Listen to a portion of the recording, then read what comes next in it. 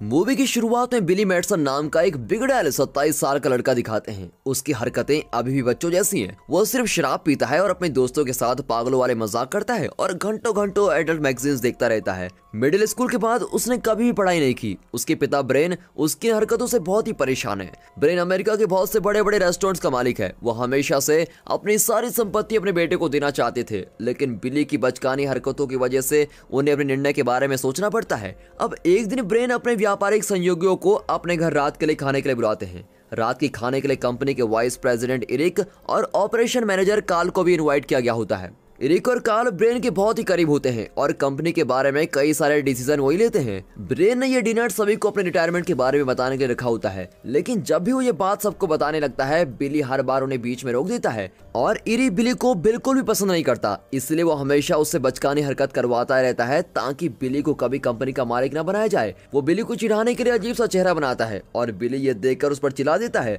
फिर ब्रेन को इस बात पर बहुत ही गुस्सा आता है और बिली को चिल्लाकर वहां से बाहर भेज देता है। अब इसके बाद बिली अपने दोस्तों के साथ एक रेस्टोरेंट में चला जाता है और हमेशा की तरह वो वहाँ भी बच्चों की तरह हरकतें करता है और बड़े लोगों का मजाक उड़ाता है। और यहाँ ब्रेन के घर में इरिक सभी बचकानी हरकतों को बताता है जो आज तक बिली ने कही और की हैं, और ब्रेन को कहता है कि बिली अभी उसके कारोबार को संभालने लायक नहीं है। दूसरी ओर कार्ल ब्रेन से कहता है कि बिली उसका बेटा है और शायद वो सुधर जाएगा, लेकिन इरिक उसकी इस बात से मना कर देता है और उसे चुप करा देता है।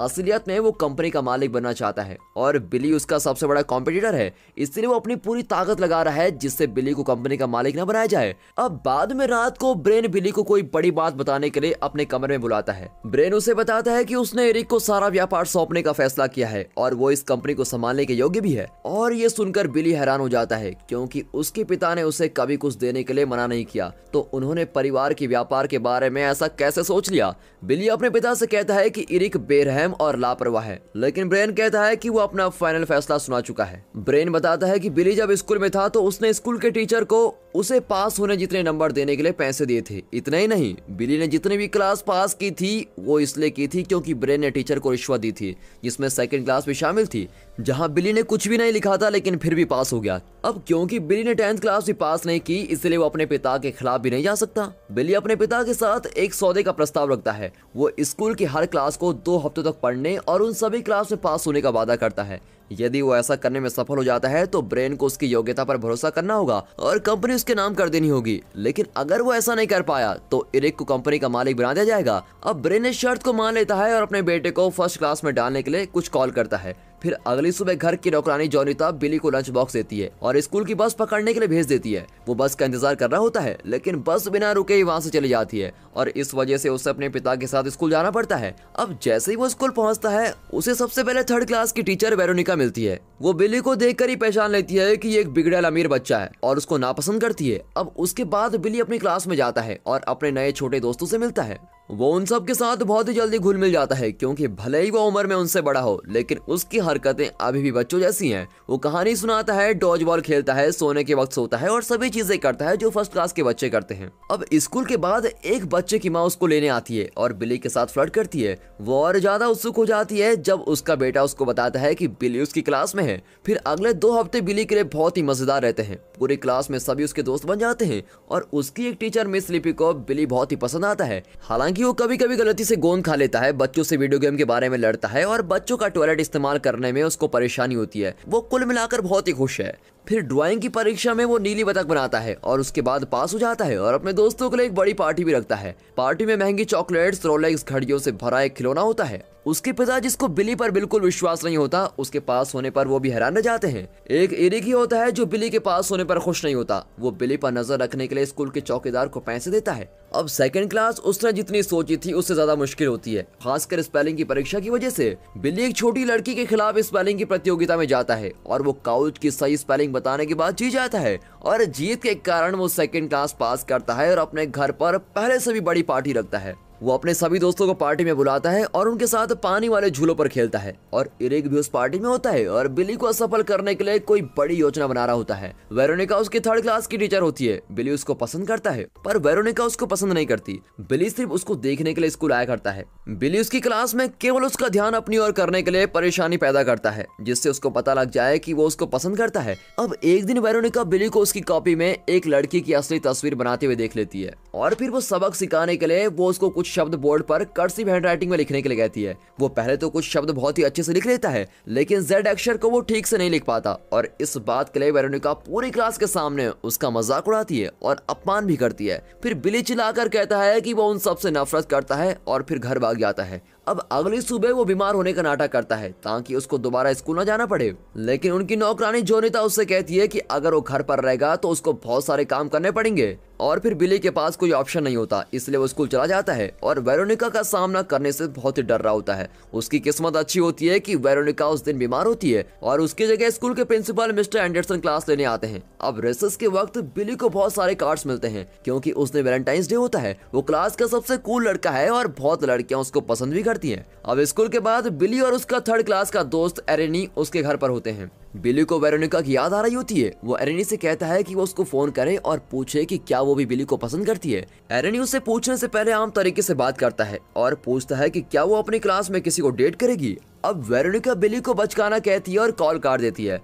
फिर अगला दिन स्कूल की तरफ सभी बच्चे घूमने जाते हैं। रास्ते में कुछ बच्चे बिली को वेरोनिका की छाती को छूने को कहते हैं और वह खुशी खुशी चुनौती को स्वीकार करता है और उसके ऊपर गिरने का नाटक करता है। दूसरी ओर वेरोनिका उसकी हरकत को बचकाने बुलाती है और बच्चे उस पर हंसने लगते हैं। अब बाद में जो कुछ भी होता है उसके लिए बिली उससे माफी मांगता है और वेरोनिका उसको माफ भी कर देती है। फिर वो एरेनी को एक कोने में अकेला खड़ा हुआ देखता है और उसको पता लगता है कि उसने अपनी पैंट गीली कर ली है। अब अपने दोस्त की मदद करने के लिए बिली भी अपनी पैंट पर पानी गिरा लेता है और सबको कहता है कि पैंट गीली करने में कोई भी दिक्कत नहीं है और फिर सभी बच्चे उसकी इस बात को साथ देते हैं और एक के बाद एक अपनी पैंट को गीला करते हैं। उसे एरेनी की मदद करते हुए देखने के बाद वेरोनिका बिली को पसंद करने लगती है। फिर कुछ दिन बाद बिली थर्ड क्लास में पास हो जाता है और इस तरह वो एक और खतरनाक पार्टी रखता है और ये पार्टी पहली दो पार्टी सभी बहुत ही बड़ी होती है।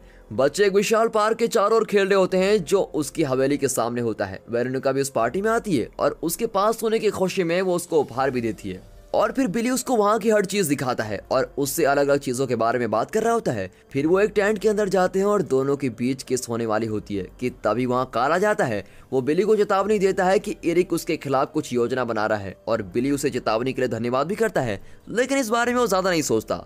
अब दिन की शुरुआत करते हुए वो पढ़ाई करने लगता है और बिना किसी परेशानी के चौथी क्लास भी पास कर लेता है। वेरोनिका से मिले हुए उसको काफी समय हो गया है, इसलिए जब भी वो उसको याद करता है तो उसकी तस्वीर पर किस कर देता है और थर्ड क्लास के बच्चे भी उसके अभी भी दोस्त हैं और वो लंच के वक्त उन्हीं के साथ होता है। वो अक्सर उसको फुटबॉल खेलने के लिए बुलाते हैं, लेकिन वो जैसे जैसे बड़ी क्लास में जाता है उतना ही व्यस्त होता रहता है और जब वो 8th क्लास में पास होता है तो वो हाई स्कूल में जाने के लिए एक और पार्टी रखता है। मिस्टर एंडरसन पार्टी के दौरान एरिक से अकेले में बात करते हैं। एरिक ने मिस्टर एंडरसन के बारे में बहुत ही छानबीन की होती है और उसके बारे में काफी कुछ पता लगाया होता है और उसे पता चलता है कि वो पहले एक पहलवान हुआ करता था और उसने एक आदमी को उसके ऊपर बहुत देर तक बैठकर मार दिया था और अगर लोगों को ये बात पता चलेगी तो उसकी प्रिंसिपल की नौकरी चली जाएगी। एरिक इस बात का फायदा उठाता है और उसको धमकी देता है और कहता है जैसे वो बोले वैसा ही करना है। एरिक उससे कहता है कि वो एक अफवाह फैलाए कि बिली ने परीक्षा पास करने के लिए उससे घूस दी है। अब कोई और रास्ता न होने के कारण मिस्टर एंडरसन झूठ बोलने के लिए तैयार हो जाते हैं। अगले दिन बिली का हाई स्कूल का पहला दिन होता है और पिछली बार जब बिली हाई स्कूल में था वो लोगों का बहुत ही लोकप्रिय था। वो सोचता है कि इस बार भी ऐसा ही होगा, लेकिन इस बार कोई इस पर ध्यान नहीं देता। केमिस्ट्री की क्लास के दौरान वो टीचर के बारे में चुटकुले बनाता है, लेकिन कोई भी नहीं हंसता। यहाँ तक कि एक लड़की उसे उससे बात करने के लिए मना कर देती है। वो बिली को पागल समझती है। स्कूल का एक लड़का उसके सर पर करी गिरा देता है और बिली अपने थर्ड क्लास के दोस्तों को याद कर रहा होता है और वो लंच टाइम में उनसे मिलने जाता है और जब सभी उससे हाई स्कूल के बारे में पूछते हैं तो वो झूठ बोलता है और दावा करता है कि सभी ने उसके साथ अच्छे से बिहेव किया और वो बहुत अच्छा समय बिता रहा है। अब घर पर वो महसूस करता है कि जब वो बहुत लोकप्रिय था तो वो भी बच्चों को परेशान करता था। फिर वो उनमें से एक को कॉल करता है जिसका नाम डैनी होता है और उससे माफी मांगता है। डैनी कॉल पर उसको माफ भी कर देता है, लेकिन कॉल के बाद वो लोगों को मारने वाली सूची से बिली का नाम काट देता है। अब उस दिन के बाद प्रिंसिपल एंडरसन सार्वजनिक रूप से घोषणा करते हैं कि बिली ने पास होने के लिए उसको घूस दी है और इस बात को सुनकर ब्रेन बहुत ही दुखी होता है और कंपनी को एरिक के नाम कर ही देता है। और जब बिली उसको सफाई देने की कोशिश करता है तो ब्रेन उसकी बात पर यकीन नहीं करता। बिली इस बात से बहुत निराश होता है और अपनी जिंदगी को पहले की तरह जीना शुरू कर देता है, हर समय पार्टी करना और लोगों का मजाक उड़ाना। अब वेरोनिका जानती है कि उसने पास होने के लिए बहुत मेहनत की है, इसलिए वो एक दिन उसको उठाती है और उसे बिना लड़े हार न मानने के लिए प्रेरित करने की कोशिश करती है। इस बीच बिली के थर्ड क्लास के दोस्त प्रिंसिपल के घर के बाहर विरोध प्रदर्शन कर देते हैं, जिससे उसने बिली के बारे में जो भी झूठ कहा था वो सब साफ हो जाता है। अब सच्चाई पता लगने के बाद ब्रेन अपने बेटे को हाई स्कूल जारी रखने का दूसरा मौका देने को तैयार हो जाता है। हालांकि एरिक इस बात का विरोध करता है और दावा करता है कि बिली 9th क्लास को 2 हफ्तों में पूरी नहीं कर सकता और वो कंपनी के मालिक बनने के काबिल भी नहीं है।